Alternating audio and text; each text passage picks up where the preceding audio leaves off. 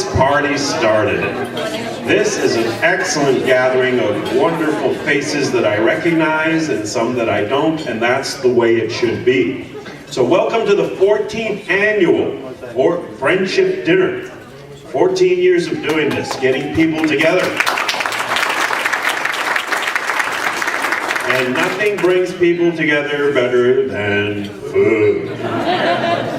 Okay? They say love is the universal language. I don't think so.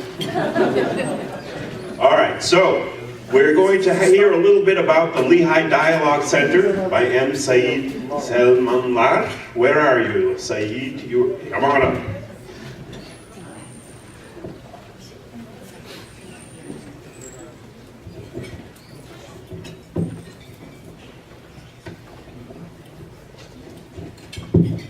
Distinguished guests, welcome to our friendship dinner. We are happy to be all together here tonight.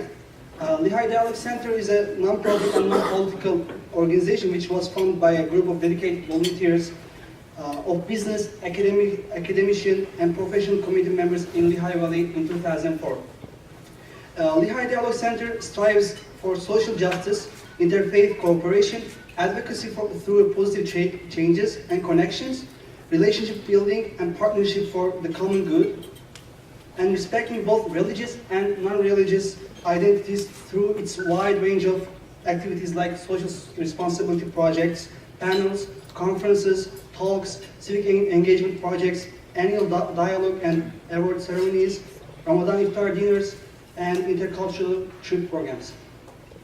LDC envisions a world community in which people from all walks of life interact with each other and cooperate to serve their communities, thus promoting the development of human values.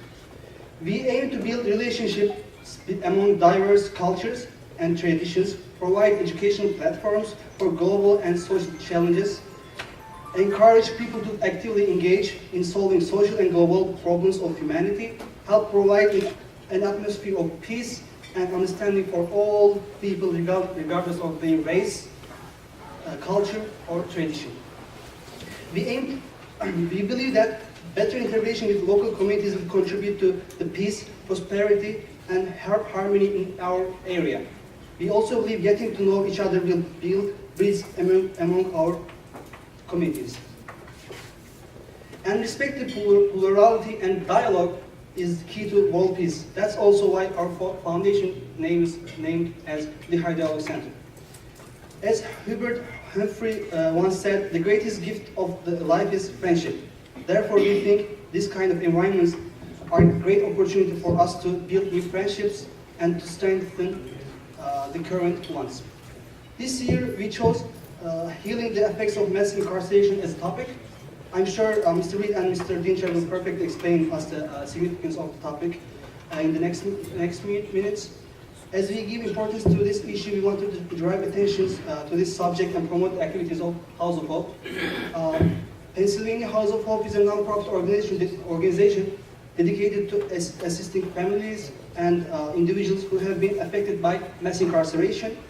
Pennsylvania House of Hope believes that breaking the cycles of recidivism and intergenerational incarceration benefits everyone in society. And Pennsylvania House of Hope is dedicated to serving our community. For us, service is not just a one-way road. We firmly believe that by reaching out the community, both members of the community and Pennsylvania House of Hope benefit equally.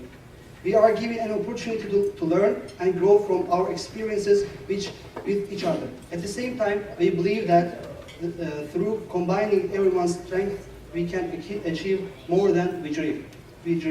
To all of you, thank you for coming and joining us here today. I hope you benefit from the program and enjoy the food.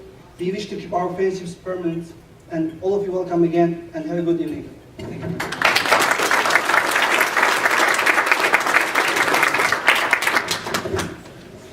Thank you, Saeed. All right, to discuss or tell about the House of Hope, we have the director of it. A few words from Errol Dinger.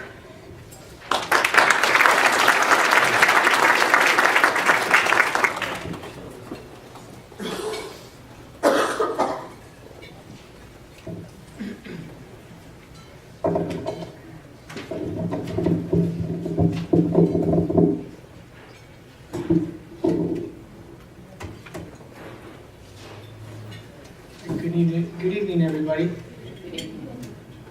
Thank you for coming and thank you for having me. If you could just give me 10 seconds while I get this ready.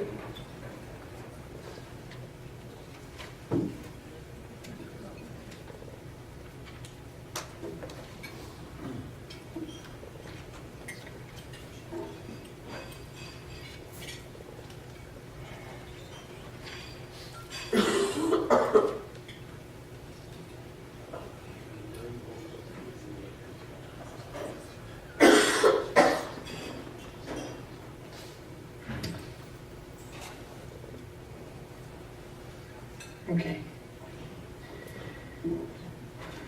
Well, thank you very much again for the introduction. And so, as he said, I am the current director of the Pennsylvania House of Hope. We're located in Allentown, Pennsylvania. And I'm just going to tell you tonight just a little bit about, what we believe in and what we're trying to do.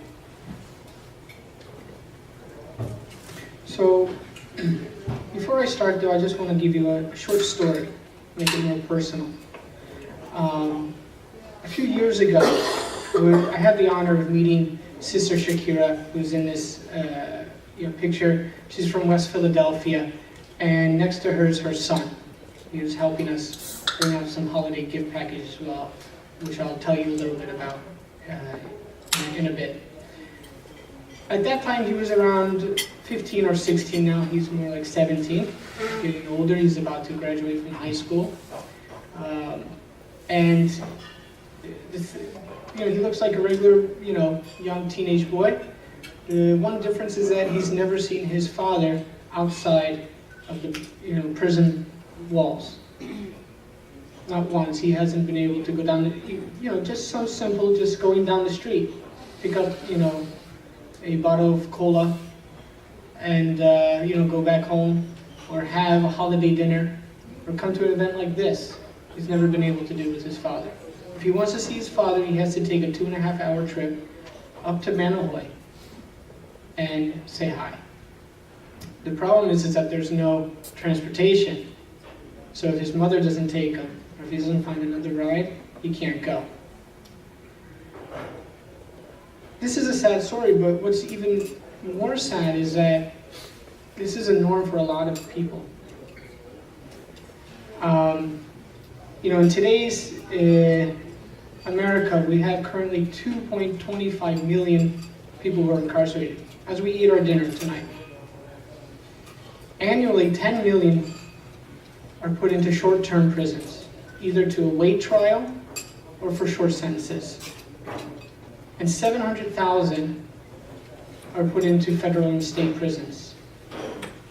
The majority of these individuals, these citizens, are parents, which means that 3 million children have a parent who's incarcerated.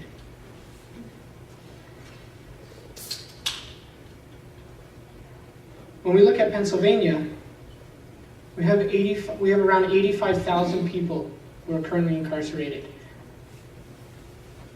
33,000 of them are parents, which has 81,000 children who has a parent who's incarcerated.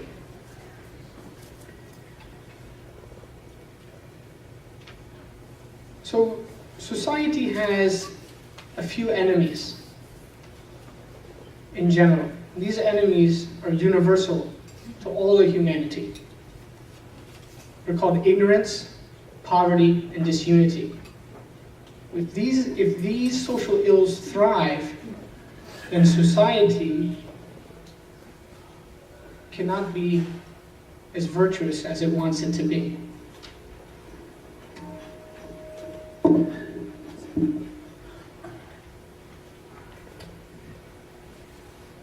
So we have to ask ourselves, how can we work against these? How can we come to common ground, no matter what our creed or political ideologies are, and come to common ground and work towards taking these out of society? So, The ways that mass incarceration nurtures these social ills is that it breaks up families. As soon as one of the parents is taken and incarcerated, the family is physically broken up. Now, the job of financial and emotional support is left onto one parent. All that burden is put onto one parent. This causes financial hardships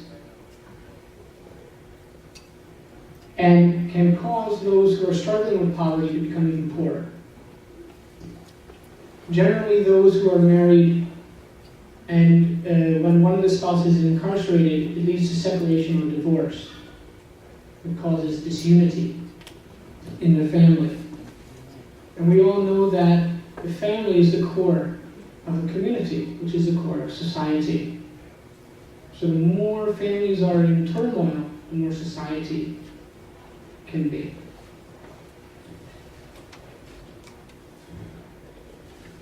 So when we have financial hardships, a lot of the times these priorities are then put on the child as well. Instead of focusing on education, the child has to focus on helping the mother or the father to pay the bills. Stress from a parent being incarcerated has negative effects on the students. Generally, they have low education attainment, they're put in special ed classes, and they have high absent rates. Also, intergenerational consequences occur. Children who have a parent who's incarcerated are higher at risk for crime involvement and imprisonment. This causes a cycle from father to son, mother to daughter, incarceration.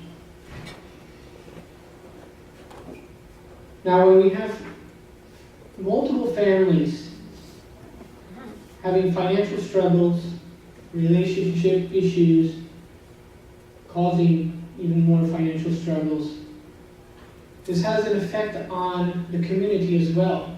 It's not just isolated to the household. It's not just isolated even to the road or the block they're living on.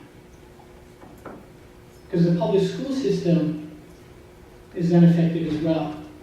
And the quality of education that the child receives, and not just that child, but the other children in their community, in their neighborhoods, is also negatively affected. So around 2012, a group of individuals came together from the Muslim community, and they said, you know, these are issues that we need to take care of. If not at all, we need to at least try to do something about it. And around in 2013, they created the nonprofit Pennsylvania House of Hope. And that's when I started to volunteer. And I've been here ever since. So, I just want to go over some of the things that House of Hope does to try to combat these three social ills that I talked about briefly. We have here the visitation trips. Every month, the House of Hope in Pennsylvania has tried to take families and loved ones from 30th Street Station to Manahoy and Fractal for free, so that they can visit their loved ones. And, for somebody like me, it may seem like, okay, it's a nice little gesture, but a chaplain came to me the other year, and he gave me some insight. And he said, Errol, you need to understand that this program is much more valuable than you think. Because the inmates have, expressed to him that when they are able to see their loved ones, even if it's just once a month, it reminds them of their humanity. For me, it's something I take for granted. I live down the street from my father. If Sadiq who was the young man in his photo, if he doesn't get a van to go, he doesn't see his father. At the same time, there was a young sister. She had to be in her early 30s, and she got married a few years ago. And sadly to say, unfortunately, her husband was incarcerated. And so when I was the driver that month, and we were going up, and she was telling me about her story and whatnot, and she mentioned to me how she hasn't seen her husband in 9 months. Not because they were fighting, not because they had some type of squall or squander, but because she just couldn't make it up there. And so she was ecstatic to be able to see her husband after 9 months. And she made sure to be on the list the next month when we were going up too. One of our other programs is the holiday gift packages. A couple times a year, we send out applications to the chaplains in the Pennsylvania prisons, mainly the Manahoy. And the chaplains have them filled out by the inmates, and they're sent back to us. And we take those, and we take packages, and we deliver them individually to the people's houses. And when we deliver them, we make sure to tell them that these packages aren't from House of Hope, but these packages are from their loved ones, from their sons, from their fathers, from their husbands. To remind them that, they're not able to be with them in person, but they still love them, still with them in spirit during this holiday.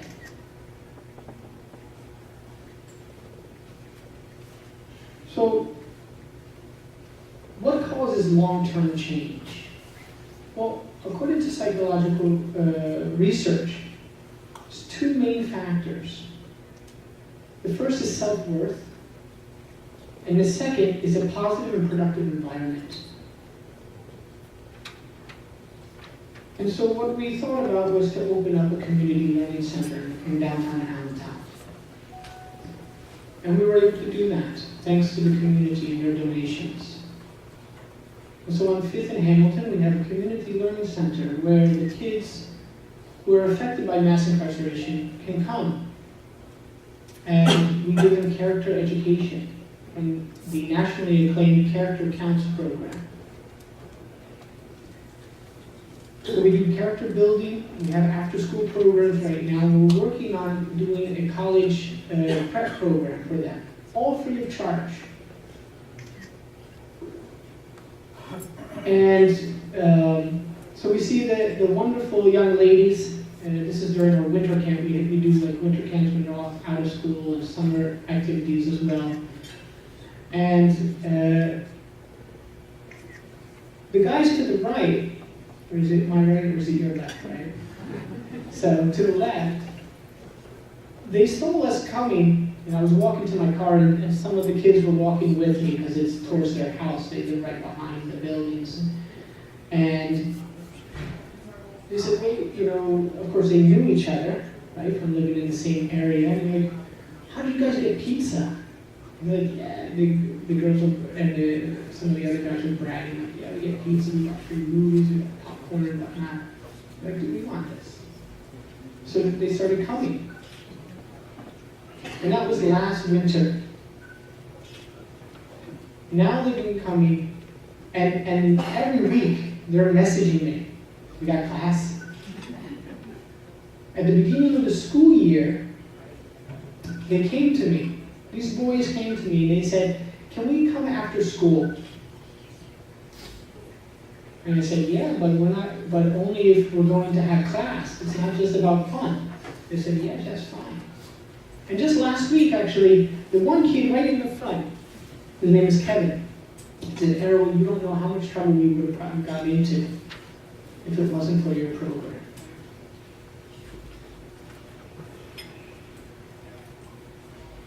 So, are we fixing the whole problem? No, by a long shot. But we're trying our best to be part of the solution. And we hope to work with people who are part of other organizations or just individuals who want to make a difference and collaborate with them so that we can, help those, and not just those, but also help ourselves. Because it's not just a one-way street. I mean, the amount that I've grown and learned from these programs and from my experience with the people, the young men and women in these programs, like that commercial says, it's priceless. I'm finishing up my master's and I've learned more in these programs than I have in those classrooms.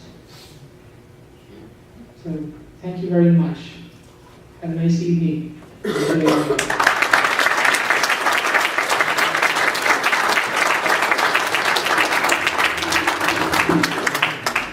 Thank you, Harold. And might I add that he's trying to save lives, but ultimately also it saves money and a lot of trouble. Disharmony in any community is disharmony in the whole community. So we happen to have two attorney generals with us today. One we're going to hear from shortly, and I do want to pose a legal question to you that Stephen Wright, the comedian, asked. Do you find it strange that the game Monopoly is only allowed to be produced by one company?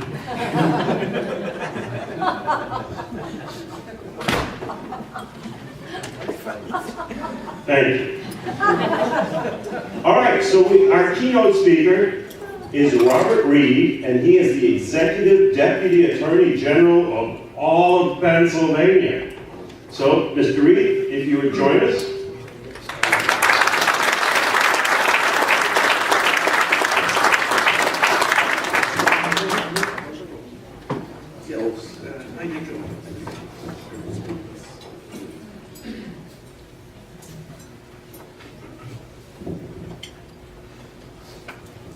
Good evening, everybody. Excuse me. And I'm really glad I'm here. And I want to thank the Lehigh Dialogue Center for bringing us all together. This is my first, maybe not the last. Hopefully after tonight I'll be invited back.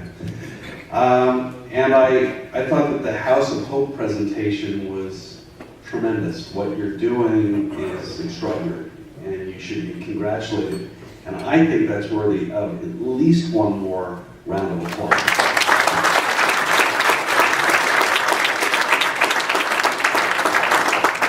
Some of the things I'm going to say tonight are actually going to follow up on the wisdom that you actually just talked to us about. So I'm just going to use slightly different language.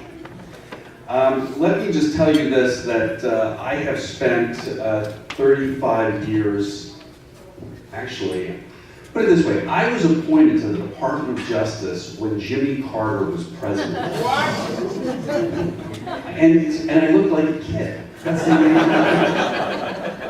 So I've been in law enforcement a really long time. So you're thinking, why would they have invited somebody who's in law enforcement to speak about the issue of mass incarceration?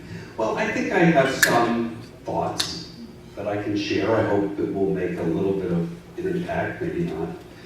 But let me just make a more general statement that we live in a country that is deeply divided. Maybe in the 60s, during Vietnam, and then Watergate, we experienced this, but frankly, in my experience, this is much worse. And I think that we are tearing each other apart. I think it is not only unhealthy, it's outrageous, and we need to do the exact opposite and come together just like we're coming together tonight in friendship.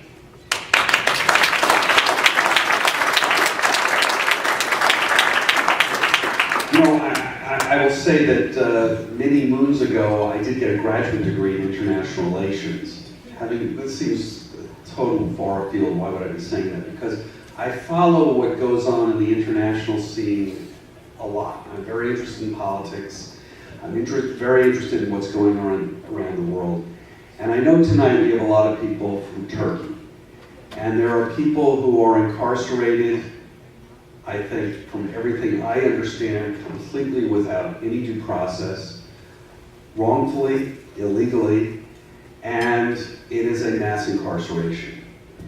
And while I speak not about what's going on in Turkey, I am mindful that when you give too much power to any human being, that power is going to corrupt absolutely, and that has, I believe, taken place in Turkey.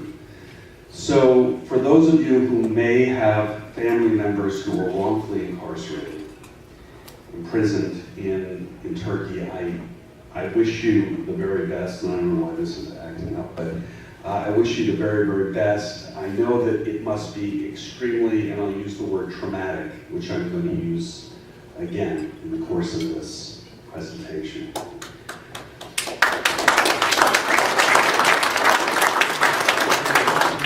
The issue of mass incarceration goes to the issue of justice. Before I am right now with the Attorney General's office, but actually I'm a mere babe. See how young I am? I've only been there for 8 months in the Attorney General's office. I work with Josh Shapiro, who I think is a great, he is your Attorney General, he's a great guy. I've gotten to know him, I really have only known him since January. He asked me to come on. It was very hard for me to leave the Department of Justice where I had been for 35 years. I've been in the United States Department of Justice for a long time. And actually, we're talking about mass incarceration, I gotta tell you, I was a federal prosecutor. So you're saying, oh boy, where are we going with this? So I did participate in putting people in jail. As a matter of fact, I worked with John Morganelli, and John Hanna, and others in this room. And we even did a program not that long ago, 2006 through 2010. It was called the 222 Carter Anti-Gang Initiative. And we identified groups of people who were selling drugs or violent, and we took them off the street. Frankly, I thought that was the right thing to do then. I think it was the right thing to do now. I think that people, when they harm other human beings, there needs to be some consequence. But we're going to talk about kind of the larger issue of this concept of mass incarceration. I don't know, how many people here even know what that means? Just by a show of hands. Okay, I'm done. So let's just talk about it, just so you kind of see, this is one of these things that you can't begin to read, but I think it looks good because it's got lots of colors. And so that says what you saw in black and white before, which is there's a lot of people in jail. There's over 2 million people in jail.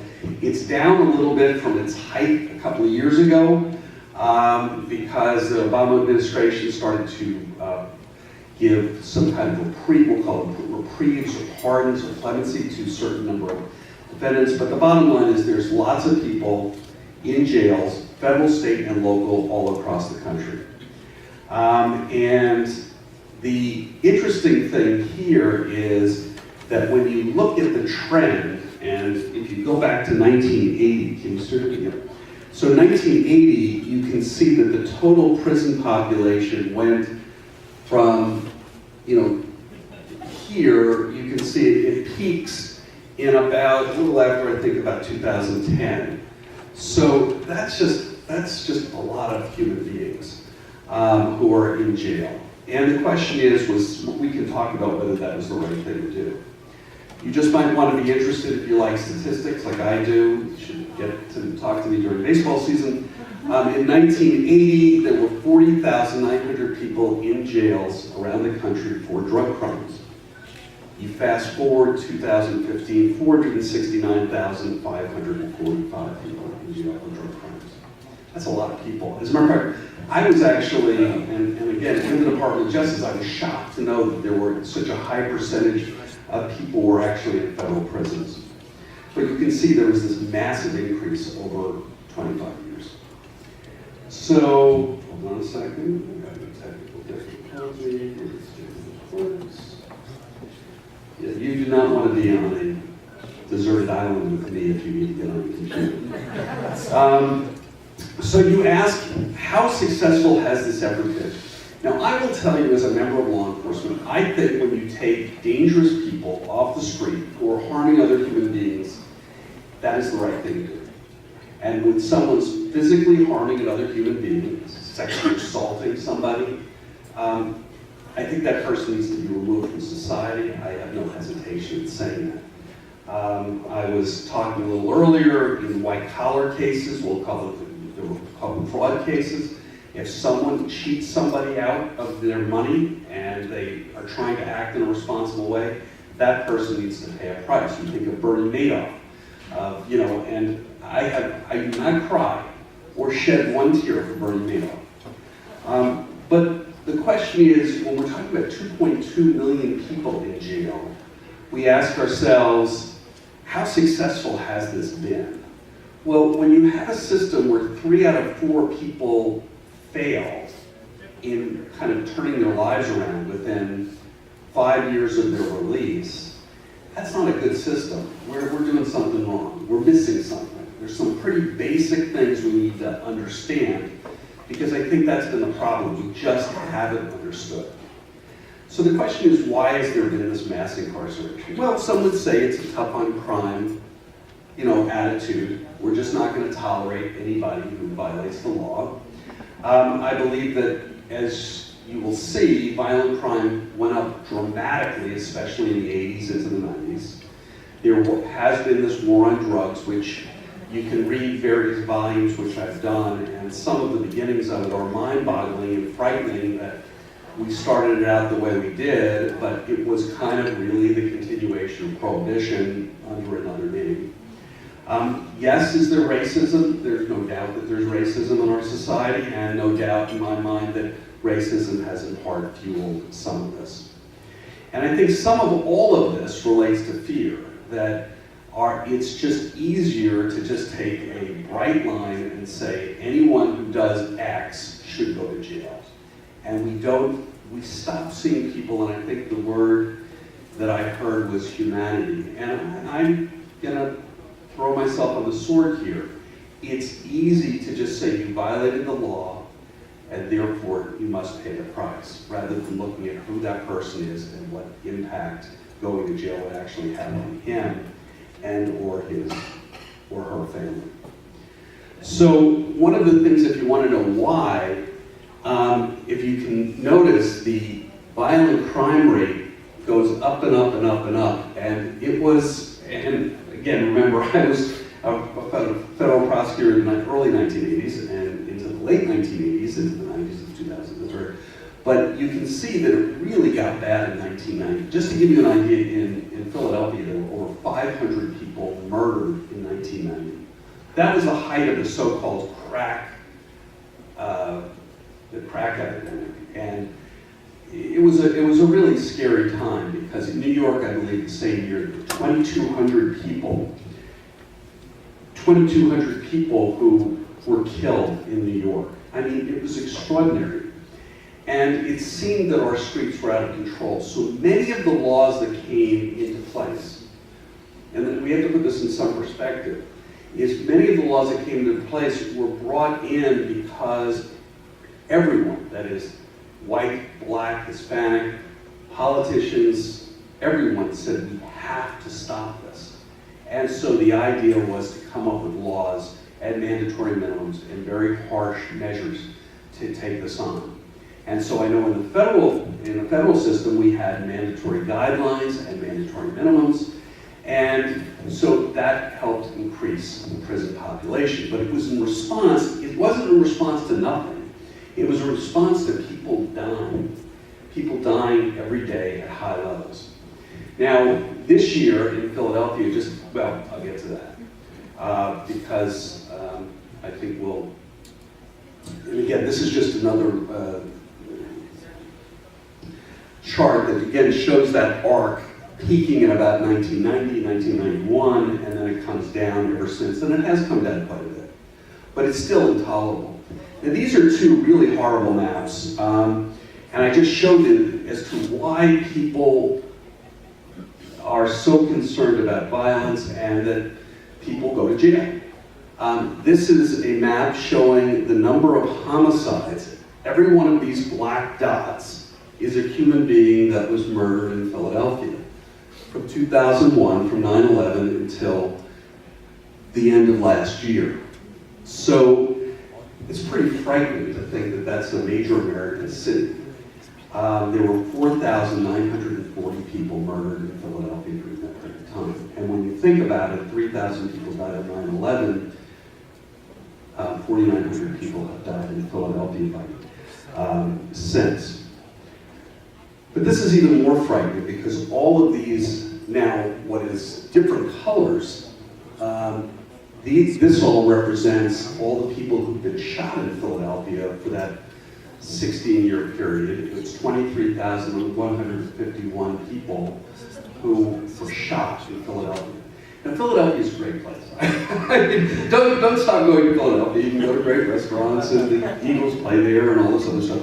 But when you start looking at this, and believe me, I have seen, during the time I was in the U.S. Attorney's Office, certainly since 9/11, I carried a cell phone, kind of like this, and I got notified every time there was a shooting, a homicide, a baby death, a police shooting, a rape, a sexual assault. I mean, it's great being your son's baseball game and then you get something like that, but it goes on a lot. And so the reality is that some of the incarceration clearly is related to real crime because people have been severely hurt. So how do we heal from this amazing amount of crime, amazing amount of violence, and yet, as we heard, what is the impact on not just the person who is victimized, but the perpetrator and the perpetrator's family, the community, etc., the country? So, I've got the answer. Here it is. I don't know, I always like peanuts. I don't know if you know this one. So, anyway, well, I thought it was funny. Took me a while to do that. So, anyway, we're going to talk about some of the things that we have done. You've heard some of the great things they've done on a volunteer level. We've done a lot of things on the federal and state and local levels. And then I have kind of a bigger area that I want to just talk about briefly. So I just want to say this, that again, for the people in here who are in law enforcement, there's not many people here. I think that one thing, certainly that I recognize, and I think a lot of people do, is that we are never going to arrest our way to a totally safe community or society. It can't happen. I mean, I think that I have spent my entire career doing it. I've worked with some amazing people in law enforcement. It just won't happen because the problems are so much bigger than law enforcement. So it's going to require a much different approach. It's going to require a lot of working with the community. As you saw, how do we create a community center to give kids an opportunity to play after school? But there's many other things we can do. We have to have prevention programs. We have to help families that can't help themselves. And then when people are coming back out of prison, how can we help them? So one of the things is something called the school to prison pipeline, and you hear that, again, I know lots of cities and towns have what are called the no tolerance policy. So if you are acting up in class, not only do you get, you don't just get put in detention, you get suspended. So what happens if you get suspended? Well, I don't know. I mean, when I think back on what would have happened when I was a kid, I probably would have been thrilled because I would have watched TV. And I think the reality is that suspension doesn't necessarily work. And oftentimes it does the exact opposite. Kids have nothing to do, they're at home, they're by themselves. Good things are not going to happen. So we started a program, just to give you an idea, it's called Youth Court. And it's where students are empowered, that is students, become judge and jury of other kids' school violations. We started this, and this has been, we didn't invent this. This has been around in various places around the country. We really did a lot of it in Philadelphia. This is one school, Strawberry Mansion, which was the high school in Philadelphia that was considered the only persistently dangerous high school. And within a couple of years, we had reduced suspensions to 0 as a result of using Youth Court.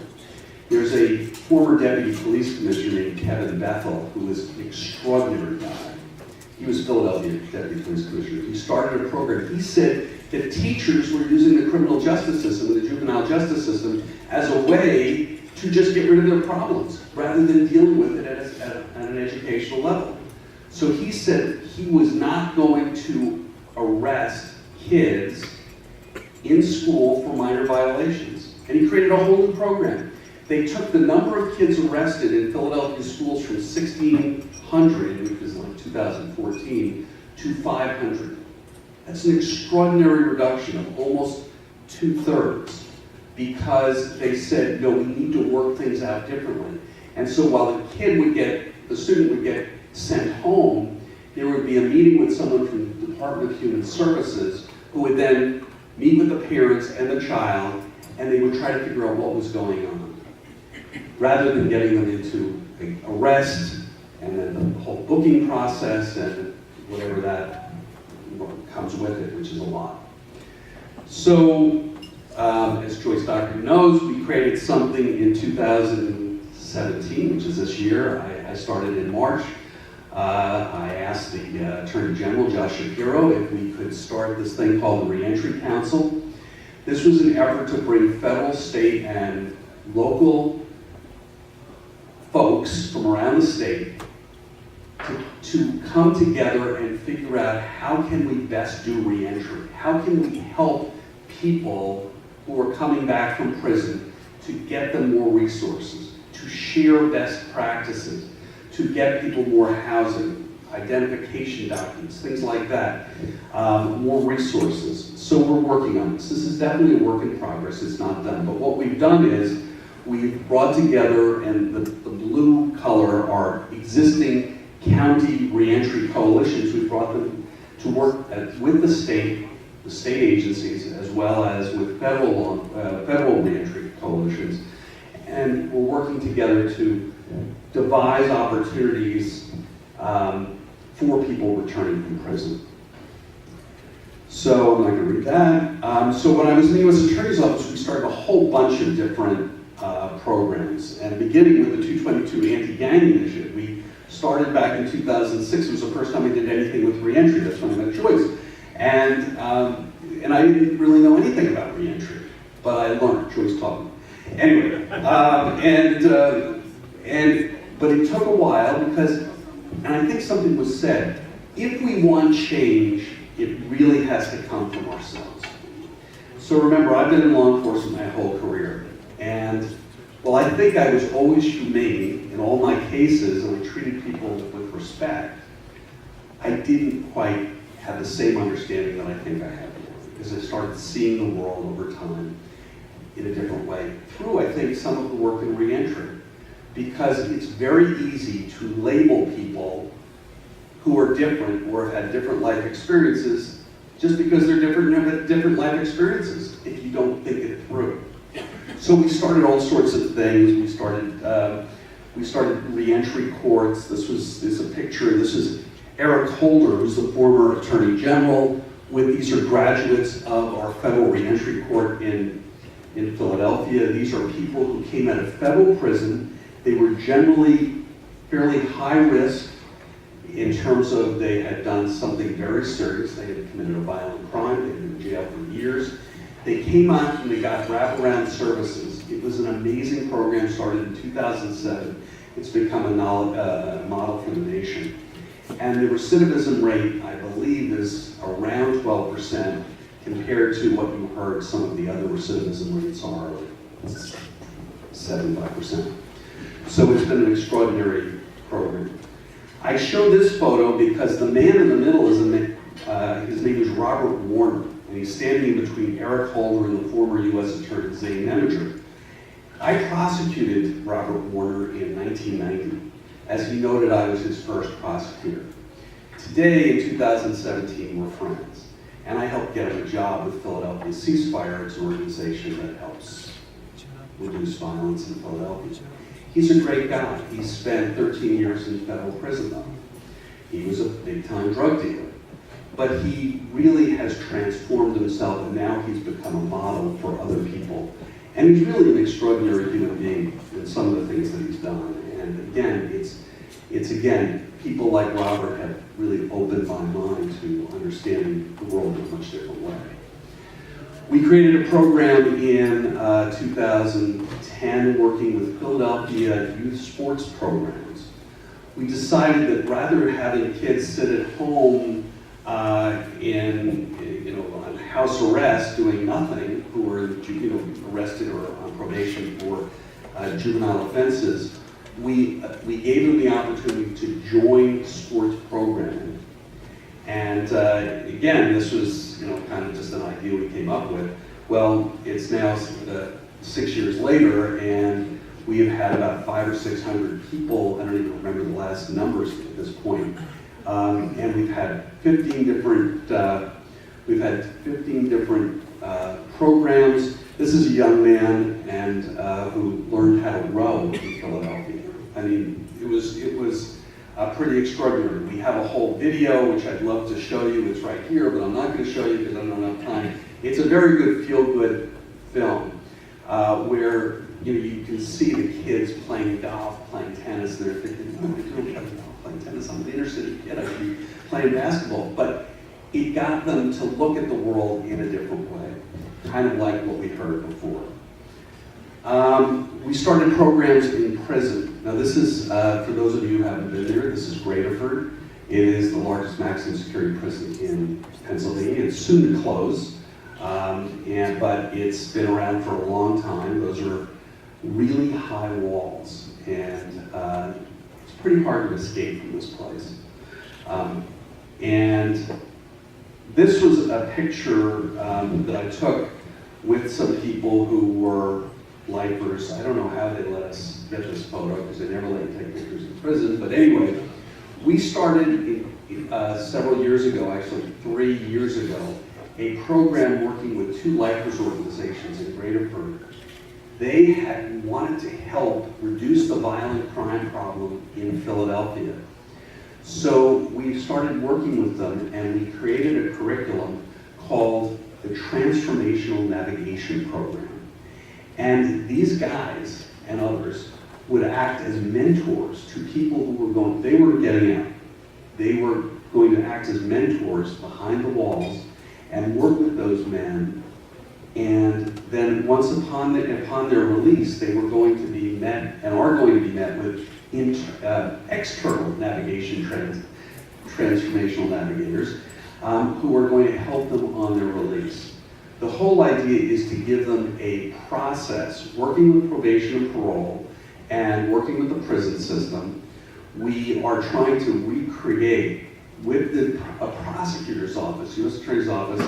Now we're going to try to bring the state AG's office in to help make it an inmate-assisted process. And we're not the only ones doing this. I've been in West Virginia, they're doing it. I've been in other federal prisons. This is, I think, the wave of the future. It first of all empowers people in jail. It gives people hope. And it actually, a lot of people in jail are not going to listen to a guy who looks like me or with my background. But they're going to listen to other people who've been in jail or are in jail. And that will make a difference in their lives. So then, in 2010, I met an amazing man. His name was L. Sawyer. And he said to me, and he literally opened up, there's a long backstory, but the bottom line is, he said to me, his dream was to create a movie to help people coming out of prison so they understood the challenges of coming home, because no one explains how really difficult it is. So he called it pull of gravity, because that pull, literally the pull to return to the life that you knew before, is so great that you need to understand that, because it's almost like an addiction. You get out, you think, oh my God, I've done it, and then you go right back from where you came. The film, you can get on Netflix, and I'm not advertising it. I don't get a cent for it. I wasn't even just the executive producer. But anyway, so we've shown this hundreds of times across the country, and there is a trailer, which I'm not going to play, because we don't have time. But L, you remember Robert Warner, that's him. This is L. Sawyer. I think you may know this guy. Amazingly, what's that? How long was he in? He was with you. But actually, believe it or not, I got a call from the White House. That doesn't happen very much, and it will never happen in this administration. But in that administration, I got a call from the White House, and they wanted to have a meeting on prisoner reentry. And so we set this meeting up, and Elle and Robert Warner got to meet with the President of the United States, and then told their stories at a conference in Philadelphia. It was amazing. So. We've had other programs which I'm going to skip. This is another program for women that we've worked on. It's called Women Working for Change. These are some of the women who graduated. And last night, I was at this program. Elle Sawyer has done this other program. It's called, interestingly, Shooters. And it's by and for people who have come out of prison and they made films. And Elle, who learned about video, I didn't tell you, Elle spent 8 years in Graterford and was on parole for 12 years. And Elle and I are very close friends now, and I'm not kidding. So we did this Shooters program last night. It was brilliant. And you had these people do 1-minute videos about some aspect of their life. Again, because he wanted to give back based on his experience learning video in Graterford. And this is, I don't know if you can see who's there, but I went to Elle's wedding. I gave a toast at his wedding, and then I gave the appropriate kiss on the top of the head. And so again, federal prosecutor, inmate at Graterford, transformations can happen. So I'm gonna, and I think I have a couple more minutes maybe. I'm gonna try to go through this as quickly as I can, because you heard that there were certain parts of the last presentation that were very important. I'm gonna say it in a slightly different way. Something that I've come to know, and I've spent a lot of time working on and learning about, and working with extraordinary doctors, both psychiatrists, neurologists. This affects so many of the issues in our society, and it's called trauma-informed care. And if we really want to understand, what's underlying a lot of what we see in our society, and it's not just the violence and prison, but it's also the opioid crisis.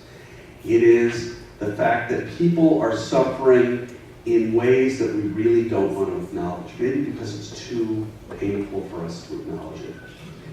So what is trauma-informed care? It's universal knowledge about trauma, adversity, and its effects on individuals, communities, and society, and it's creating an environment for healing and recovery.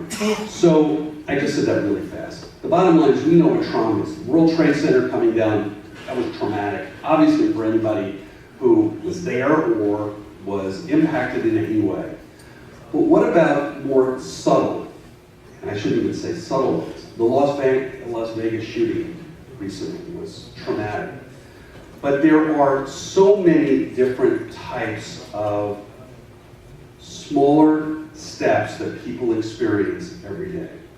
So I'm going to suggest that one of the things, and again, you just have to remember where I'm coming from, it is very easy to label somebody who is different, from a different culture, environment, looks different, to say, well, they're bad because they did X, or they're bad because they look a certain way, or they're bad because they believe a certain thing. That's what we do all the time, not we, no one in this room, but people outside of this room do that all the time. And sometimes when we can't say, well, maybe they're just emotionally off, so they're sick. But what happens if we just say they're injured? So we ask the question ultimately, what happened? What happened in their life to get them to this point so that they did whatever they did? I gotta say, I never asked that question.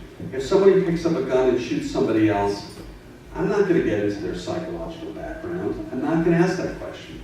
But if we're talking about a cure or healing mass incarceration, we have to look in the long term, and we have to say, what are the fundamental issues that affect our society? And so there was and again, I'm going to try to do this as quickly as I can, but I got to tell you, I think this is so important, and so please bear with me. I know you're all starving and you want to throw things at me, but just bear with me just a little bit. So in 1997, there was the most important, I believe, public health study ever done, and it was done about 18,000 Caucasian middle class, job-earning, employed white people in the San Diego area. And what they did was they wanted to find out certain things about them anyway. They asked them these 10 questions. Were you ever physically abused, sexually abused, emotionally abused, physically neglected as a child, emotionally neglected as a child? Did anyone in your family suffer from mental illness, substance abuse? Did you see domestic violence in your childhood? Were your parents separated or divorced, and was there domestic violence of any kind? Were your parents incarcerated?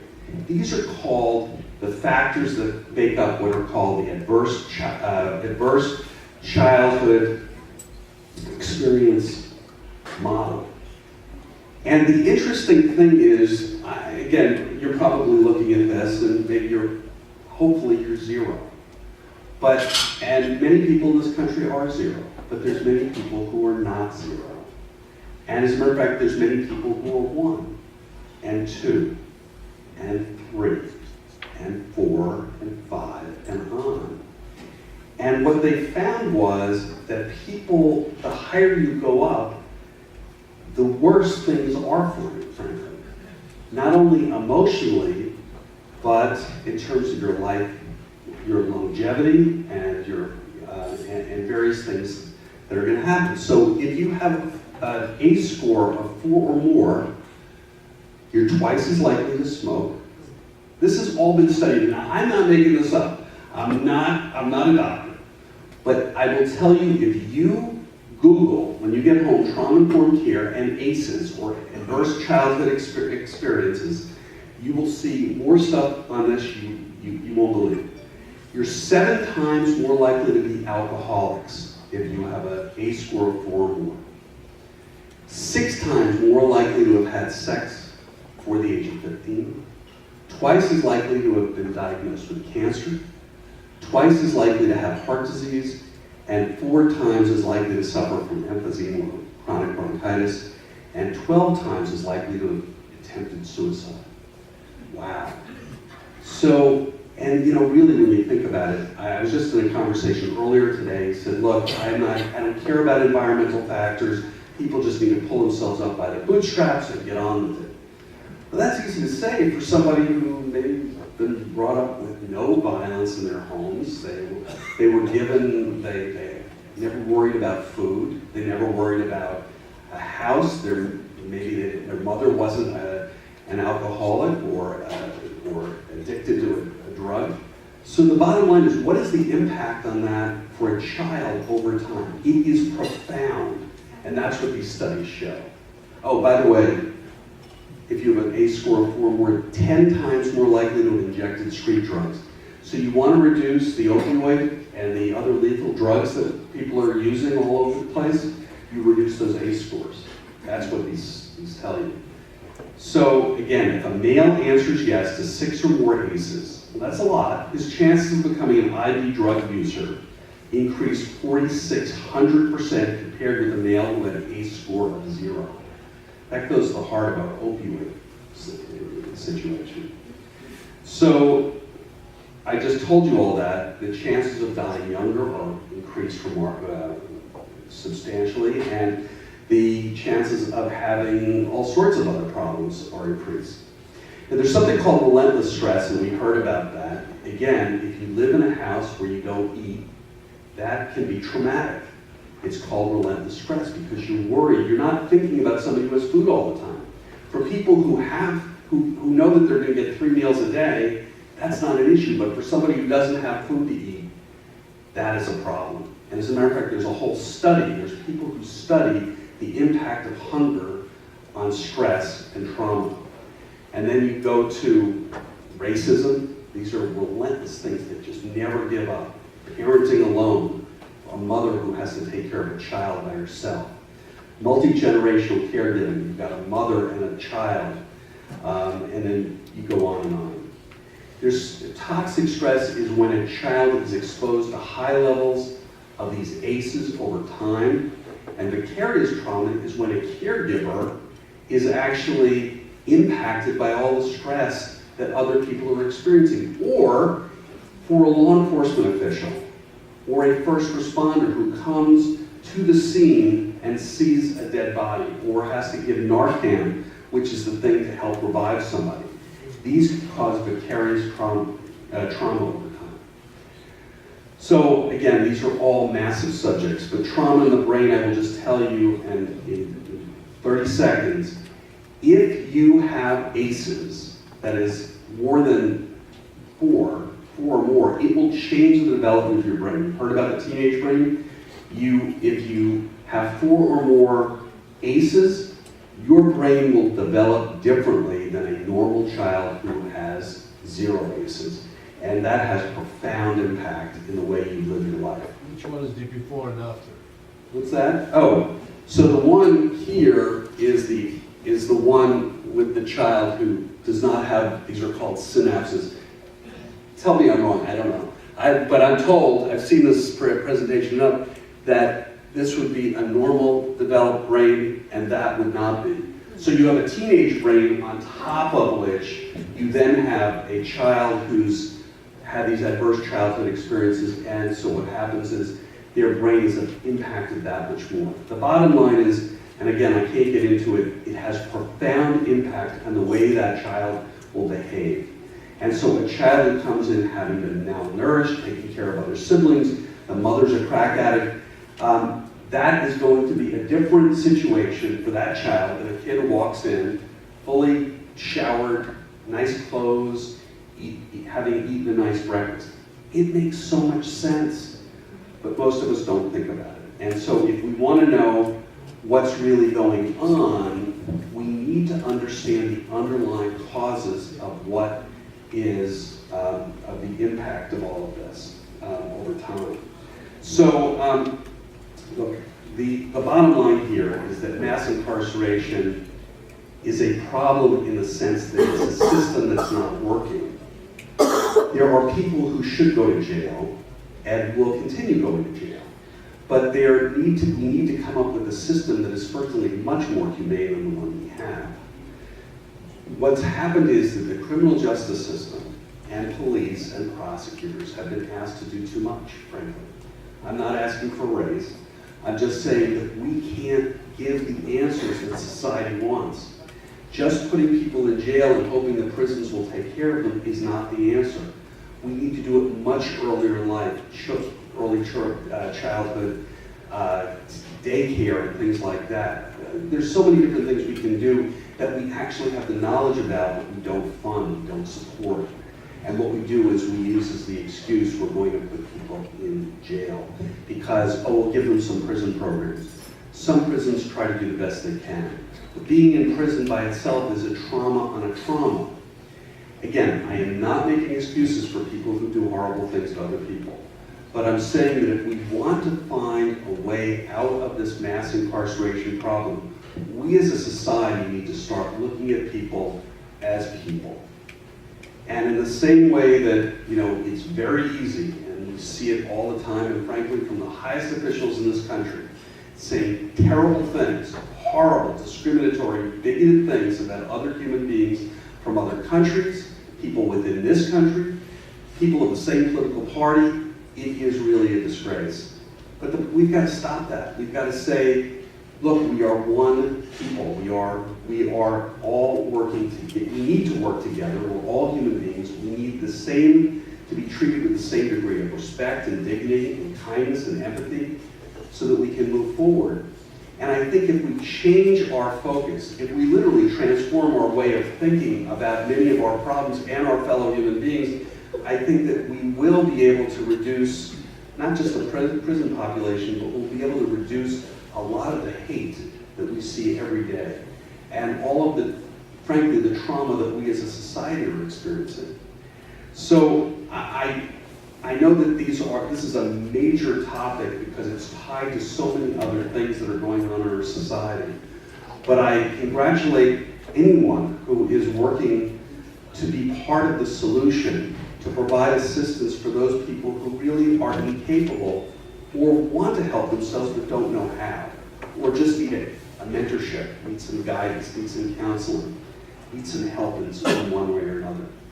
Because we need to fundamentally change the way we do things, from schools to the way we, frankly, some of us parent, the way we treat each other in courtrooms, the way we treat each other just as human beings on a day-to-day basis. So hopefully that gave you some ideas, something to think about, and hopefully it really made you hungry. So I thank you very much for this opportunity to speak.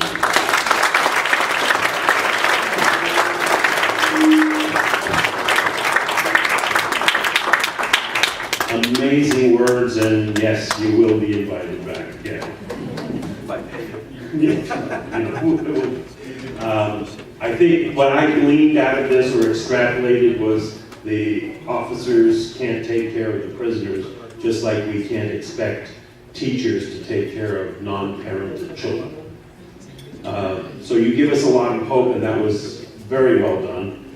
Speaking of House of Hope, at each of your tables is an envelope for any donations you might want to give to the House of Hope. And also there's a paper for putting your emails if you want to be reminded of any events like this that are coming up. I do want to recognize that we have John Morganelli here, who's the Northampton District Attorney. Would you stand? Alta here. She left. Also was here from the Urban Affairs Liaison for Senator Pat Brown. And we have Joseph Hanna, who comes to us regularly, the county sheriff. So Errol, would you come up for a second, please? And Mr. Morganelli, you'll be giving Errol a present for his efforts in his talk. Come on up.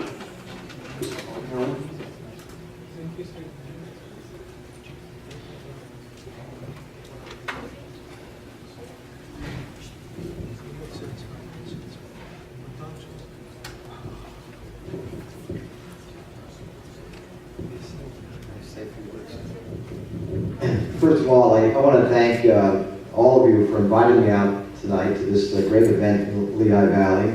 I've had the pleasure of serving as district attorney in Northampton County for 25 years, and I've had an opportunity to serve our community in many ways, not just putting people in jail who deserve to be there, but working in all these programs, prevention programs in schools. We do a lot of that. And so I was particularly delighted tonight, Saeed, to hear about your work at the House of Hope. And I thought you made a very good presentation. And tonight I was asked to present to you on behalf of this organization the Certificate of Recognition, which is awarded to the House of Hope in recognition for your services to society. And that's from the Lehigh Dialogue Center 2017.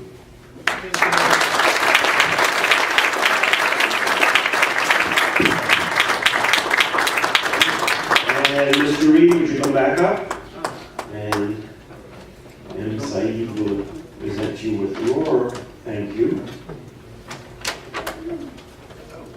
I got my cell phone. Oh, I should have grabbed that. Oh, thank you. See you next time also. Thank you. Thank you. Beautiful. Thank you.